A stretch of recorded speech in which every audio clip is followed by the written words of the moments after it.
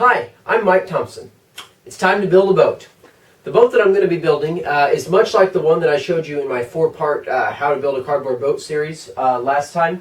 The boat that I'm actually going to build, though, for my singles race is something like this. I've got my blueprints all ready to go. The math is all done in Excel. It's a pretty decent-sized spreadsheet thus far. It'll probably get a little bit bigger as we go along. I've got some of my basic calculations over here, but it's time to start cutting some stuff. So the first thing I'm going to do is cut the 3 sections for the outside hull.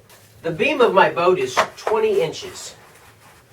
So I'm going to take a 20-inch chunk here out of this. Now I'm first going to pick a reference one. My corner of my cardboard here is a little bent, so is that one. So the 4th one over is going to be my reference line. I'm going to measure everything from there. My beam is 20 inches. I'm going to come over 22 plus 1 corrugation and cut on that. Okay, now that I'm here, I'm going to go ahead and mark a center line. My center line is going to be a grain line. And I'm going to choose the one that's nearest to 11, obviously, since that's half of 22. And I'm going to go ahead and mark that one, because everything will be measured from this center line. Okay, that's the center line. Okay, so what I'm going to be doing is cutting the center section of the hull, but not the outside skin. I'm going to cut the inside skin first in this case. I'm going to do this a little bit differently than I normally would, because this piece is the bigger of the 2 pieces and was going to be the one that butts up against the bow and stern section here. So that's why I'm going to do that. You never want to step on your cardboard when you're working on it, because then you'll get divots.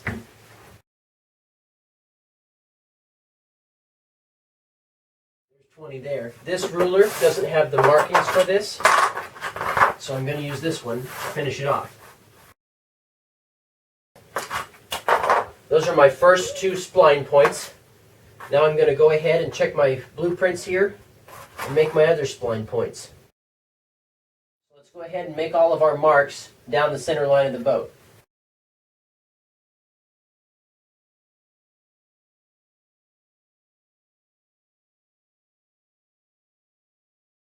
What I'm doing here is lining up all 3 of my marks on my 2 side lines and my center line. That makes sure that this thing isn't skewed one way or the other.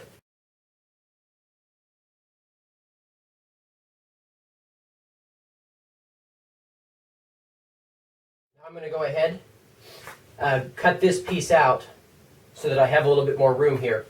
And then I'll go ahead and spline this and cut it out.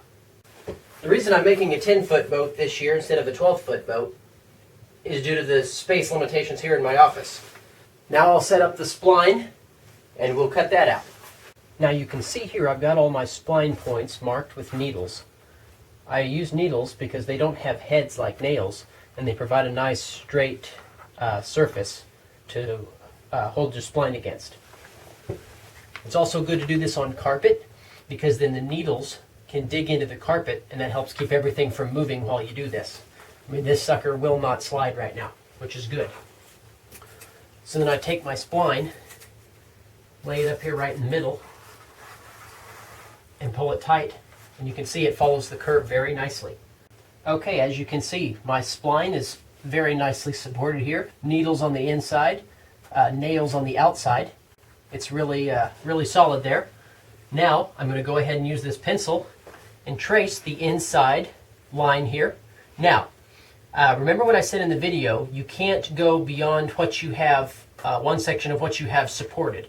Well, this section out here obviously is not supported because I can't reach my next spline point.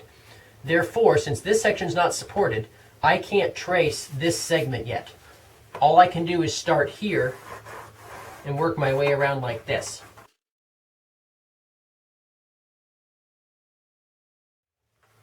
This section here I can hold in place instead of using my needle, since it's just right there.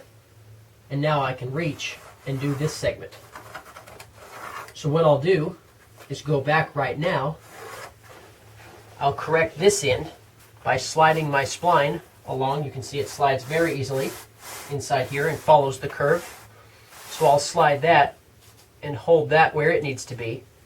And then I can come back and trace this portion here. Now I can remove my spline. I've got a very nice curve here.